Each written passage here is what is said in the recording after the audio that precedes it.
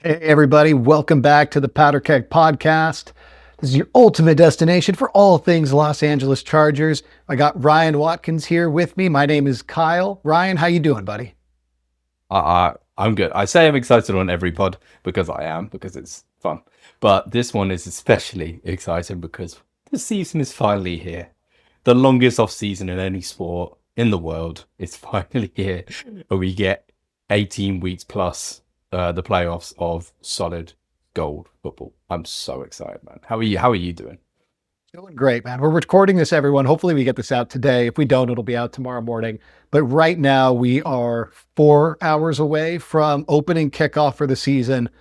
Fired up. It's not the Chargers just yet, but hey, Cowboys versus Eagles. We'll have a fun time with that one. But today we're here to talk about our highly anticipated week 1 matchup against the Kansas City Chiefs. So yeah, man, let's kick things off, Ryan. We got some latest news updates for tomorrow's game. Why don't you go ahead and give us what you know about Najee Harris's status, Ryan? So he's been cleared to play fully, like a day early as well. None of this we'll see how he is when he warms up, So his eye is definitely better. I can't wait to see what he looks like. Is he wearing a dark visor? Is he going to go chrome like LT? Oh, that would be fun. I'm excited that he is able to play because it gives us a bit more depth. It sounds like he's going to be involved. How much he's involved, everyone is speculating about the amount of touches. I think we're just going to have to see. Yeah. What about you, man? Is there anything you're hearing about the game going ahead? I mean, I am blown away that Najee, on our last episode, Ryan, we talked about it. We asked if I thought the running back room this year was better than last year. And I said no, just because I don't feel like I can count on Najee being here yet. I still won't believe he's ready until he actually, takes that first hit and everything's okay. He gets back in and does it again. But it's going to be pretty wild watching the broadcast. There should be a prop bet whether or not they get a shot at his eye. I wouldn't be surprised if they're told to try to get that because they'll get a lot of media attention on it if they do. All it takes is after one drive taking the helmet off, right? So who knows? But no, that's the biggest news, man. What's Portuguese for? What is that? Yeah, man. So I don't know. I think the biggest news is everyone's really pissed off that the Chiefs are in the end, or Chiefs logos in the end zone. It doesn't feel like a home game for the Chargers. It is looking more like a neutral site.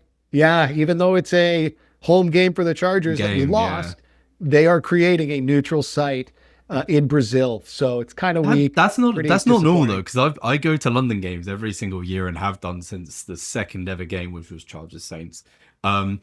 And they always make sure to make it really feel like a home game. They give all the fans the same flag, which is the home flag. They don't give anything with the away team. Their end zone's the home flag. They have the surround graphics. They have the cannons. They have the music, all geared to the home team. So that's suspect. And maybe it's infuriating how the NFL. Yeah, it's infuriating how the NFL handles these international games because you and I have talked about it off camera, Ryan. The fact that there are season ticket holders that just lost out on the most, you don't want to say that guys are selling their tickets or anything like that, but it's the game that is the most valuable part of your season ticket membership, and it's being punted somewhere else. And you're told if you want to go, you've got to buy it a la carte and then buy flights. It sucks. And then to have it also not be a home game anymore. Yeah, and being charged for it. That's crazy. Yeah. Insane. But anyway, that's neither here nor there. Now, let's get to the meat of the game, of this matchup. We're going against the reigning NFC West champs, the reigning AFC champs. AFC. It's a huge matchup. So what do you think, Ryan? What are the narratives we need to watch out for tomorrow? I mean, the classic one that we've had on our back, the monkey on our back for so long, is just 7 straight losses. When you hear that, you're like, oh, that's going back ages. I mean, it's only 2021 since the last time we won. But it's the extent of those losses, the way we've lost. I think we've lost by less than one score or every single time other than one. And even then it was 12 points or something. So it was It's been super frustrating. I went back and looked at the last season's games earlier today, and 1917. Like, come on, like against the Super Bowl representative team for the AFC. Like, that's frustrating, and we've been so close. And but at the same time, all Chargers fans, I've literally sat there in those games when that field goal doinked in off the inside of the post. I don't think a single Chargers fan did anything but laugh. Because we just expect it. We just expect it. And it's time for Harbaugh and Herbert to change that narrative.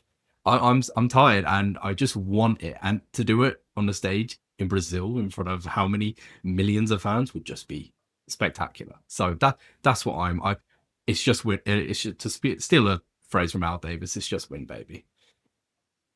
I don't know if Charger fans want to see a big playoff run even more than a Super Bowl win, just to get the whole Justin narrative or Justin Herbert narrative out of the way. We woke up this morning to Ryan Clark taking more shots, and it's exhausting, man. It just get our quarterback's name out of your mouth, and but I also, at some point we do need to have some playoff success. So, hey, I'm not gonna rag on him too much. I'm not gonna let it drag me too far down, but I want that narrative to just be squashed once and for all, especially now we have Emmanuel Acho producing his own show, and I don't know what else he's going to talk about. So, all right, I hear you. That's definitely the one I'm looking into. I think my biggest narrative, Ryan, that I'm looking to see is, man, we got a week 1 test to see if what we discussed last week is going to be realized. Is the floor of this offensive line actually higher this year because Pipkins is pushed out to tackle and we have a stout interior? I don't know a better offense to test or defense to test that on than Chris Jones right in the middle there, providing a lot of pressure to our interior. I want to see if we can get that push in the run game that's going to make us, have that Greg Roman identity that we're looking for. So we'll see. That's kind of more schematic, which is more your expertise, Ryan. So let's dive right in, man. What do you think offensive scheme wise we need to be looking out for tomorrow? So offensively, obviously you take things in a preseason with a pinch of salt. However, I've been getting progressively worried as the weeks have gone on that Roman is going to stick to his vertical passing tree. His route combinations. I have a copy of his 2014 San Francisco 49ers playbook, and I can tell you for sure it's 95% vertical. It's up, down, and there's not much interplay to try and rub the defense, get defenders to work off of each other in man or break the zone rules. There's not a lot of that. However, the Chargers released a mini movie, dedicated to the off season, highlighting all their acquisitions and some of the draft calls. Love seeing those. They're my genuinely favorite bit of media. However, in there were 3 different Keenan Allen routes that were shallow across the formation, underneath the linebacker level, trying to leak out to the other side. Keenan's not fast, right?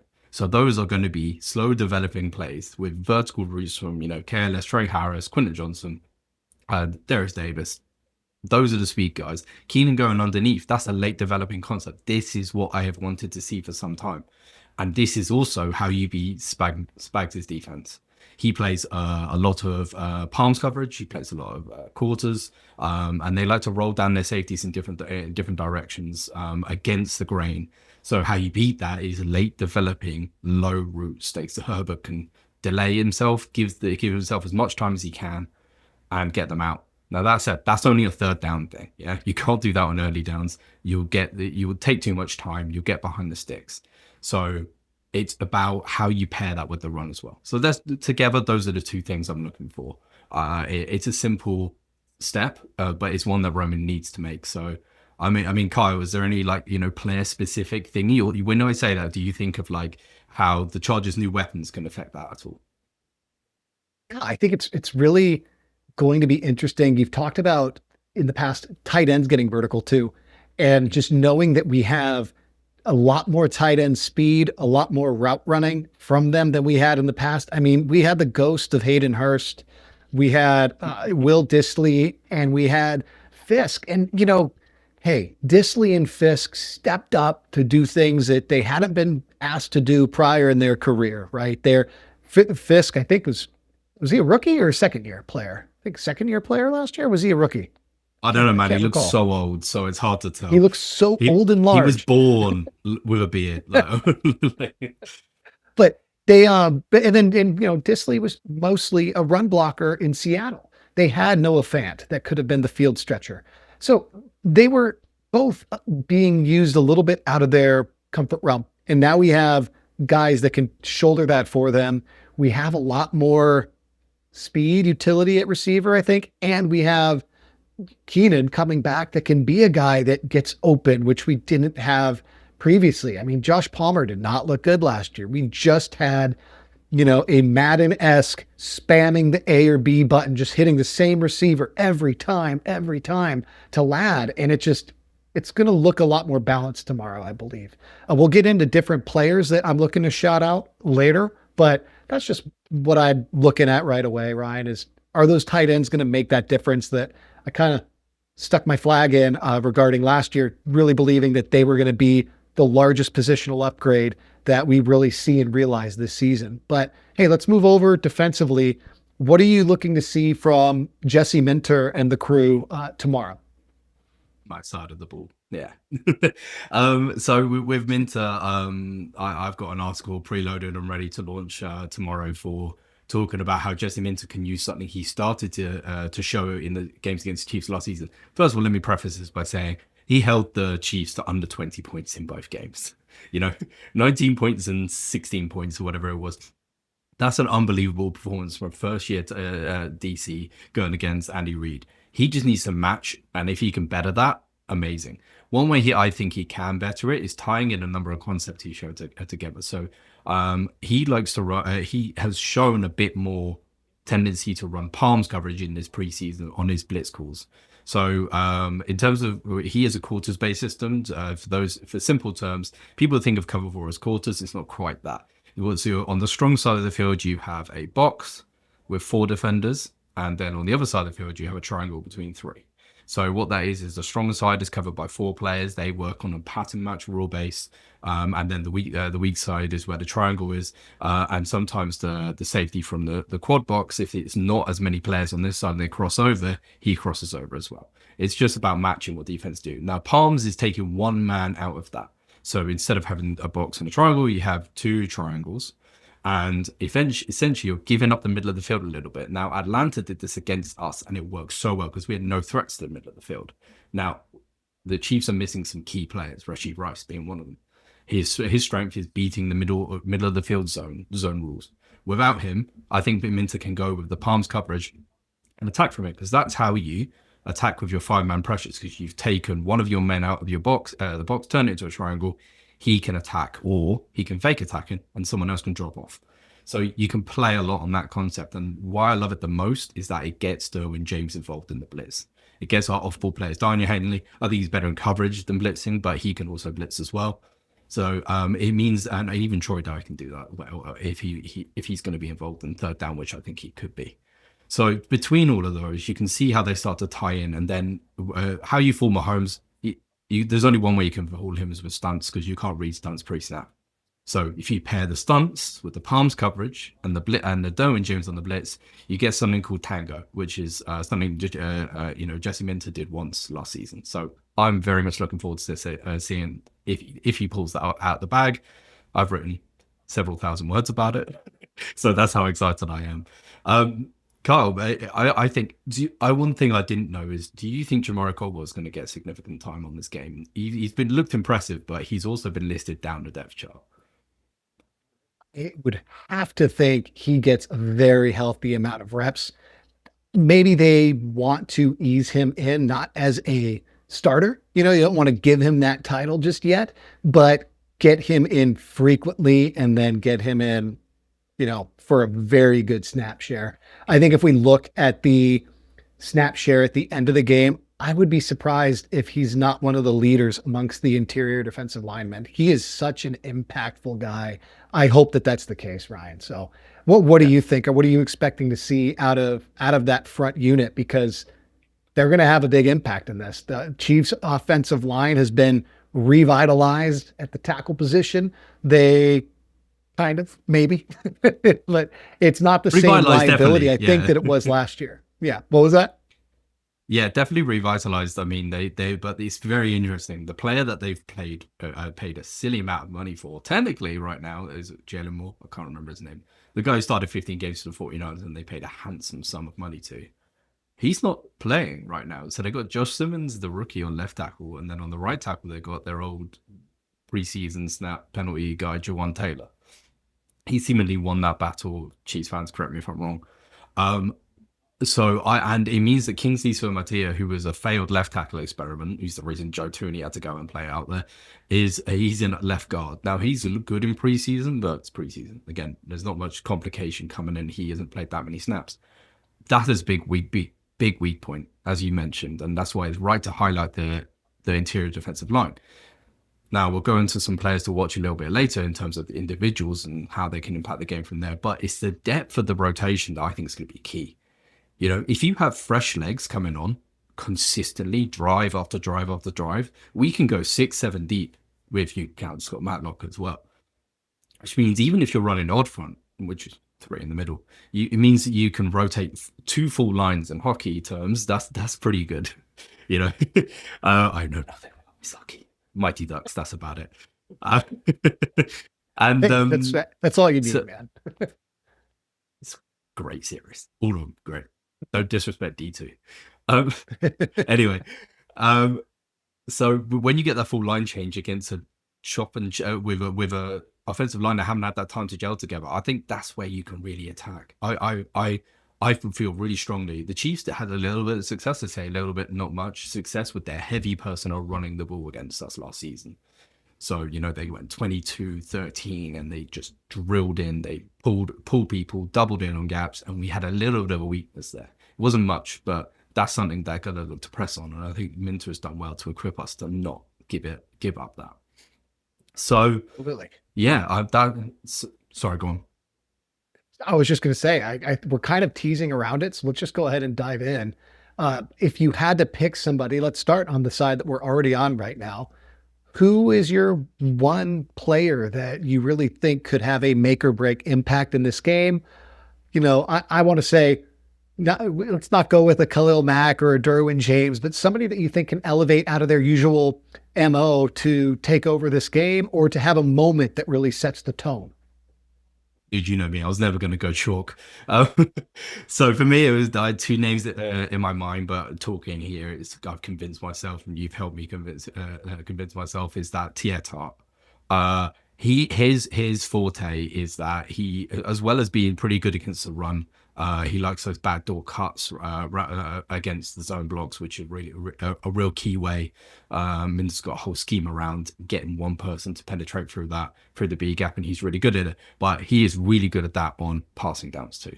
So I think that him versus Kingsley Suamataia is a mismatch here, because tackles coming in, everything's slower developing for them. When they're out on an island, they get to kick step. Even if they're short setting, they get time to scan, read, go.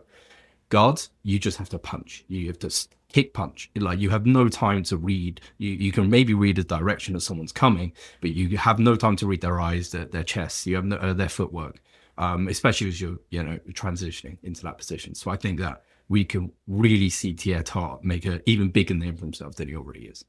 So I'm going to go straight back to you on that, because I know there's a lot of areas on the defensive field where people can make an impact. So I want to hear someone. So before I get to the one player, I do want to see just one signature moment out of Jamari. I want to have that one moment, Ryan, where we're like, that's what we just drafted. That is something that just whets our appetite a little bit. And we just go, yes, I cannot wait to have a career full of this guy shutting down the Chiefs. That's what I'm dying to see. I've seen it. It's him bull rushing Creed Humphrey. No one does that. So if he does that, no one does that. I will lose my mind. I would like to see one of the safeties step up in a way that, and I'm not saying this is going to happen. It's just something that I would love to see, whether it's Elijah Molden, whether it's Mickens that comes in and takes a little bit of pressure covering Travis Kelce off Derwin to free Derwin up to do more stuff, to let Derwin blitz a little bit more. We've seen Travis have a little bit slower feet last year. He seems like he's lost a step. I think Dave Portnoy put it best. He's not my favorite guy in the world, but every now and then he's really good for a good quote. And he said something about how tough it is to get up and work when you're wearing silk pajamas. Dude's been on his full honeymoon tour with his soon-to-be wife. I don't know how you stay focused on football when you're living the life Travis Kelce is now. I think one of my fantasy football leagues punishment for last place is going to be having to recreate that photo shoot he did, because that was just horrendous. And we can make it even worse. We've got to share that with the listeners. I'm sorry, whoever loses, especially if it's you, bro. I'm gonna come. If it's me, I'm hamming it, baby. I'm hamming it. But so I'd like to see that from one of the safeties, Ryan. I love seeing the Derwin and Kelce matchup, but I had just said that we're not allowed to say James. So I'm hoping that another safety can show, hey, I can step up and shut Kelce down as well, so we can use Derwin on the blitz, so we can get creative on defense. That's something I'd love to see. Now, moving to offense. Well, sorry, go ahead, brother. Don't forget Dorian Henley. He's fantastic in coverage too. So him working in that mode, he's the lone linebacker in our dime sets. He can be the one to take Kelce and free up Derwin and send pressure. So yeah, that would be fantastic as well, man. And I think you and I both just want to see Dayon have an outstanding season. Accolades would be great, but Dayon's going through, in my opinion, he hasn't said so publicly, but it's been a rough offseason for him. And I would have a hard time keeping focus if I had the kind of offseason he had. But from everything we've seen, he's locked in. And I care about that dude because he seems like a great guy. And I kind of resonate with the love for Power Rangers. I was that kid growing up. I wasn't the green or white ranger. I was the red ranger. I want to see him be able to pour into football and have his escape while his family's going through what they're going through, and just, more importantly than the on-field success, just see that he's doing well. So yeah, hats off to that call. He definitely could be the one that steps up and shuts Kelce down. We'll see. But on the offensive side of the ball, what are you thinking? Who are you looking to shout out? Who do you think could really step up and make an impact here? I want to say Tyler Conklin because it's been a while since we had a tight end be able to have a significant impact. We've had Will Dissly, on those lead concepts, play actions, that sort of thing. But we haven't had a route runner that can beat coverage one-on-one. And the Chiefs have some really good linebackers, but the one who is their cover backer is Nick Bolton, and he's my height. He's like 5'10". So tight ends can expose him. Like he's really good at stacking and carrying, like staying tight to his man. But Conklin has got this move. People take the piss. I know we said it before, but people take the piss out of those moves, but they work. When you're a big man, you can change direction that quickly and give it a little shake and bake. I can clearly see him working the seams, having a late outbreaking route, turn, balls straight in his hands. He can turn and get another 5 yards. That's the type of thing that Stone Smart showed that, like in his 3 games that he had actually contributing to the Chargers. So why didn't he play more? Anyway, I saw that hit you did on Avgul Carter too. I'm like, where the hell was that, bro? You didn't make a single block in your time in Powder Blue.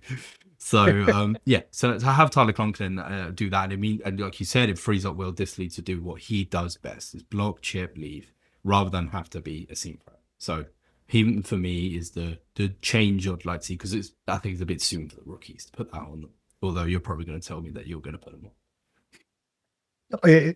I do. Ryan and I were talking about what's the ceiling for Oronde Gadsden this year, and it's tough because he's down at 3rd on the depth chart. I do think there's an opportunity for him to get like 30 or 40 yards in a tutty this game. I would not be surprised. Keep in mind, guys, years past, sometimes these week 1 matchups, you see weird things like a man named Xander Horvath get a touchdown, and then the next week followed up with another touchdown.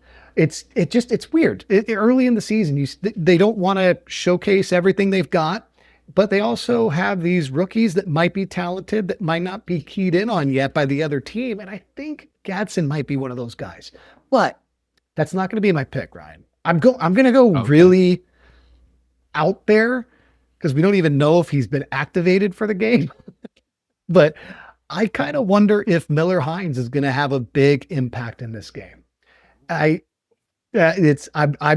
using my hot take right here. He might not even he might not even be activated, but man, if I think about playing the Chiefs and the concern that I have with Chris Jones blowing things up in the interior, I think it'd be smart for them to test the outside a little bit, bounce outside the tackles. And I think Miller Hines is probably the best running back we have that can do that right now. He's more of that scat receiver back. And I would not be surprised if Harris is kind of more of a decoy right now, that they're not actually planning on playing him that heavily.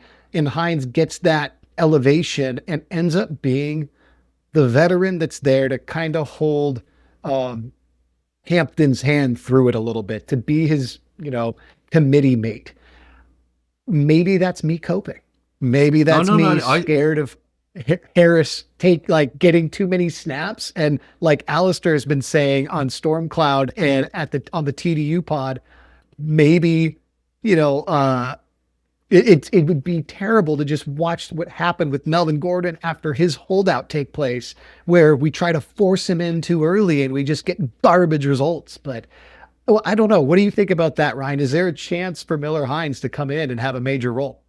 There is absolutely a chance because he's got 3 types of impact straight away. Not even thinking about outside the box thinking about Miller Hines. He was always Naheem Hines, so it's just difficult to say Miller Hines sometimes. So weird. I don't like it at all. It's like Josh Hines Allen. It's like, where's the Hines coming from, guys? Different spellings. But yeah, he has 3 areas that he can impact the game. There is his third down, 4 even. He outside the tackle running. His pass protection is excellent. Philip Rivers loved him because he would put his face in a blender to hold up a linebacker for 0.5 seconds because he's small. So he's not going to hold up the whole time unless you get that guy jumping, then he's going to punch you. That guy learned a lesson. But there's also his pass catching ability, which Hampton can do, but it's not his specialty. He likes to turn to the ball. So that's he goes through the line, steps back, catches the ball, turns, get a few more yards. He's not very he's not very used to running flare routes or wheel routes. That's Miller Hines right there. He can add that straight away. And then his kick return skills. I know he fumbled multiple times, but he also had a fantastic run called back for a hole. That was borderline cool, even for Chargers fans and my bias. It was genuinely even more impressive than Luke Grimm's return in terms of the skills he showed on there, and he's definitely still got that in him. So I absolutely see a world in that if he's activated, which is the big caveat. So hold your prop bets, guys. If we read that he's activated, though, I would probably slam that prop bet. Yeah, I would be smashing it, man. Smashing it on all platforms. All right, so we got a little bit of extra time. Yeah, we need to be. It's eventually we'll get there. So let's go ahead and run through some quick award contentions. Is there anybody that you think is going to elevate themselves up onto the national stage and grab an award? Is this the year that Justin grabs an MVP, that Vlad gets Offensive Player of the Year? Does anyone get Defensive Player of the Year? Or could Jim possibly elevate and get Coach of the Year? Is there anything that you'd hang your hat on, Ryan? The one thing I know for sure is I don't think anyone in his defense is going to get any kind of award. Not because they don't deserve it, but just because it's such a holistic system. It's everything knitted together in well-coached terms. No one player is going to dominate. I'd say maybe if Derwin James breaks the sack record, which a few of us have predicted in the past for this upcoming season, and I see absolutely a path to that. But safeties don't win awards. They just don't. Jamal Adams has a sack record of 7.5. I don't even think he got a vote, So it's just not going to happen. He'd have to have an astronomical season. See types we've never seen before. Khalil Mack, fantastic edge setter, great at rushing the passer, but he's not the focus of the defense like a Trey Hendricks or a TJ Watt or a Mika Parsons. Is so I don't think that's where the was at, and the corner rotation will be too much for someone like a Taheeb still to elevate himself up to.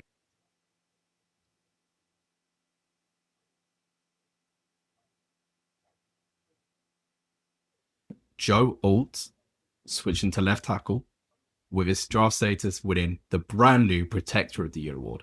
Caveat: no one other than Lane Johnson is winning that award. I will put everything Kyle has on there. Because if you don't know, that it's voted for by a committee, and two of those committees are ex-teammates of his, and one of them is a big fan of his. So no one else is going to win that award. But Joel could, because he's that good, and he switched into a position where he was excellent in year one at right tackle. He could be elite at left tackle, his own position. That's a good shout, in my opinion. I don't know the odds of that, but I'm sure we can look it up. Kyle, go on. And your turn. That's not to, and I like it. It's not to discourage some of our players. Like you and I are so high on Jamari Caldwell, but success for Jamari is not seen as him winning that award. If he does what he needs to do, I mean, maybe he'll get some auxiliary votes, but you're just not going to get stats at that position doing what he does that is required to get that kind of award. So that's not what success looks like for him, but it could be helping Thule get to the quarterback a lot more, giving Mac what looks like kind of career revitalizing sack numbers out of nowhere, a big jump in production for him because there's so much penetration from the interior, or just a lot of tackles for losses, which would be great, a lot of run stops. But it's not him winning defensive rookie of the year. We're just not going to see that out of him. If we do, I'll come back and eat these words and I'll celebrate because we're so high on the guy. But in terms of award winners, I could see, if it's a big caveat, but if Jim Harbaugh is able to get this team to the conference finals, I think he gets coach of the year personally. If they make that happen, if they exceed our expectations and this interior of the offensive line, because everything hinges on them at this point, if they're able to hold it down, I would think that Jim would definitely be in contention. Kind of a lagging award for last year for a completed 2-year turnaround. I would put that as having a little bit more chance than anything else we have, because I don't think Justin gets the MVP, mostly because it's a run first team. I don't think he'll have the stats that some of the other, passing offenses will have. And in terms of like rookie of the year, that's maybe actually, let's go ahead and say Amari and Hampton. I'll say Amari and Hampton. I think he'll have the opportunity to break 1,100 yards, maybe 1,200 yards and 10 touchdowns. And that could be enough for offensive rookie of the year if Cam Ward doesn't blow everyone's socks off. So that would actually probably be where I put it. I mean, yeah, that is a fantastic shout, and to be honest, I think it's slipped my mind. I think I would have gone there first, but he's not a rookie in my mind. He's already too established. But I know you heard me convince myself. I didn't realize that either until we're walking through it. I'm like, oh no, crap! Like Hampton should definitely be in contention for that, especially with a weaker quarterback class, right? So rookie quarterback class. It is true, and with Hampton, he's gonna get the ball so much without Najee being fully healthy. So it's a really good opportunity for him. It's just gonna be a matter of, are we ahead in games enough for him to run? Are we in close contention games where we're gonna run the ball? That's gonna matter. But we have got a defense to put him back on the field a lot. So that comes into it. With these awards, it's never one person, even though it is one person, it's how it achieves as a whole. With Harbaugh, I do see that, because also one thing that, I mean, I absolutely hate it, but when someone is up for an award or someone is in contention for award, they have to do a media tour. Yeah, they have to be on the Rich Eisen show. They have to be on this podcast. They have to, they're probably going to be on the New Heights one. Harper's been doing that, right?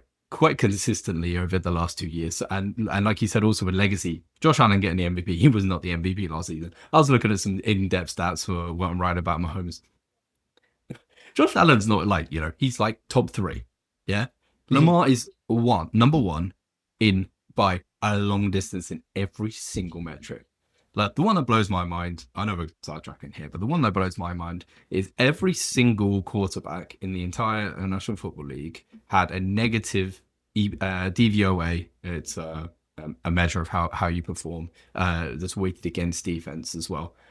Every single one had a negative DVOA, apart from him, who had a plus 25% DVOA against the blitz on third down. Like, how? Like, that's just... Anyway, he should have had the third. But you get these legacy awards, and Harbaugh has built a legacy from last season that can carry on into this season. That means that he can be up for contention. So I do like that shout as well from you. Anyway, I think we're going to go on to our last segment. Sorry, go on. I was going to say it'll be very interesting contrasting that against what's going on with the Saints. Because I think the Saints are going to have a fire sale halfway through the year. I don't know if you saw, but they brought in Atlanta's former GM and a guy that had been a CEO of a company for 3 years to be a consultant. He's been around the building since April. He's there to quote unquote help Mickey Loomis for the time being. And folks, that can only be one thing in my mind. They are doing an internal audit to see how deep they're going to cut this cancer out, to see how far it's spread, because there's rumors that they want somebody in the building to potentially take over. But I think they're going to see if that's feasible or if they just need a cut bait from everybody. And the reason we bring up the New Orleans Saints here is because Brandon Staley and Kellen Moore are there, and they're just, with Jim's success, you could see a very stark contrast between our last coaching regime going through an absolute storm.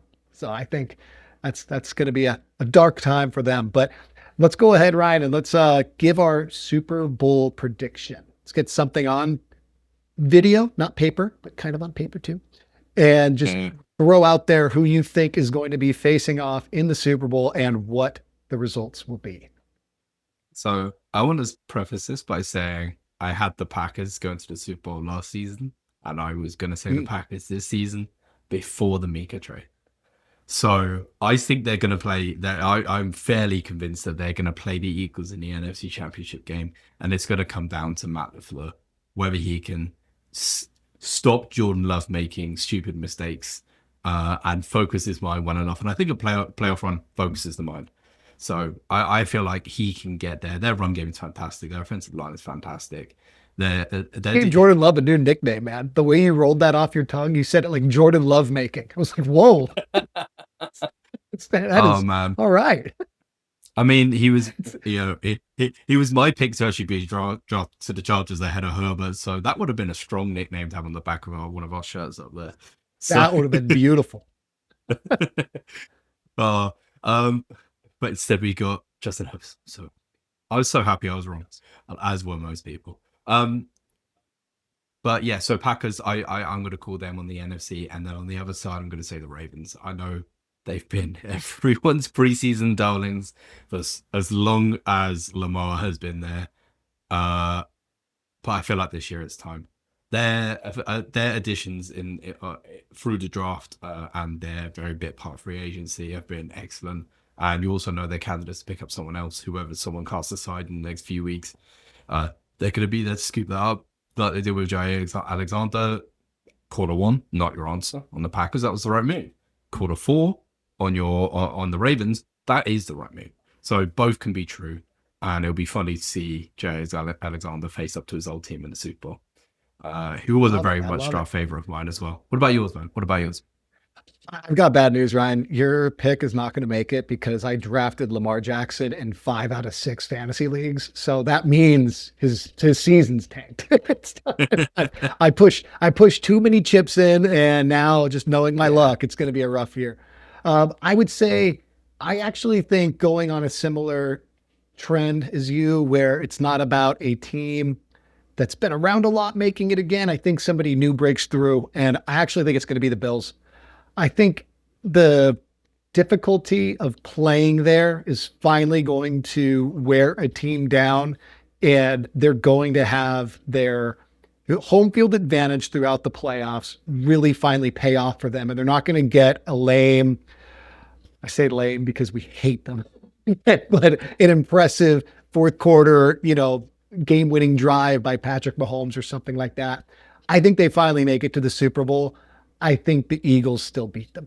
That would be my prediction, because once they are in at neutral ground, they kind of lose that calling card, and the Eagles are just one of the best teams we've seen. I can't bet against them yet.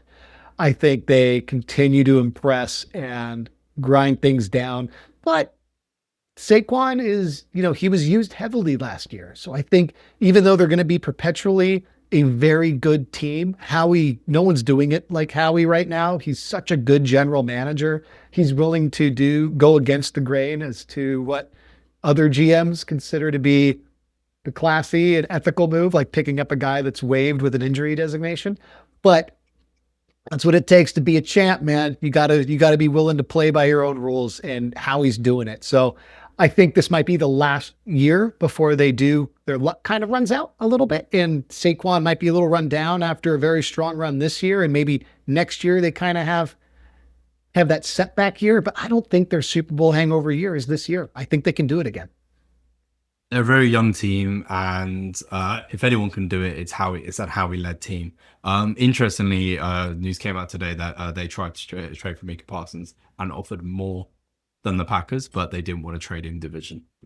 So how that makes it financially work, Kyle could probably write a War and Peace level article about, because 47 million absorbed on a team that's already full of teams. Because I said this to an Eagles fan earlier today, they always make funny money work by void years and signing bonuses too. Option bonuses. But they're all set to the cliff of 2030, which is 2031 is when the CBA runs out, and they get a new one, which is the TV deal runs out in 2031, and it's going to be sent out to Amazon and YouTube. So prepare for that, everybody. Act accordingly. And when that happens, obviously the NFL is going to get a huge cash injection. Cap space goes up. Brett Coleman did a fantastic video about this. Go watch that. However, what it means is how he does funny void years up until then. The closer you get to that, they can't do it anymore. So they could not absorb Mika's contract if he wanted 47 million, in my opinion. But I'm sure Howie would have found a way to prove me wrong, because he's just that good. So yeah, totally understand your Eagles pick. And when they use those option years, Ryan, what's interesting about that is the way they layer it it gets them out of that situation by, instead of doing a huge signing bonus up front, where then all the dead cap is spread out through those 5 years. You and I were discussing this with, I think it was Bryce Huff or Dallas Goedert, I forget who, but one of them had a contract where, because the option bonus wasn't set to be exercised until like the Wednesday before week 1 or something like that, all offseason, if they had traded the player, the Eagles would have been off the hook for that bonus, and it would have just been passed on to the new team. So there's less savings for the other team to inherit when they trade for them, but it gives the Eagles ways to get out of a lot of guaranteed money by doing that. So it's very I'm sure Howie will find a way to maneuver himself as he needs to. But anyway, that's us getting into the NFL as a whole. I think we wrapped everything up that we wanted to talk about on week 1. So Ryan will be dropping that article on Stormcloud soon, so be sure to be on the lookout for it. We're going to have an open game day thread tomorrow, so there will be live chat happening from the members of Stormcloud. Please come join us. But from us here at the Powder Keg Podcast, I'm Kyle. This is my buddy Ryan, and we will see you guys next time. Bolt up. Bolt up. Buddy?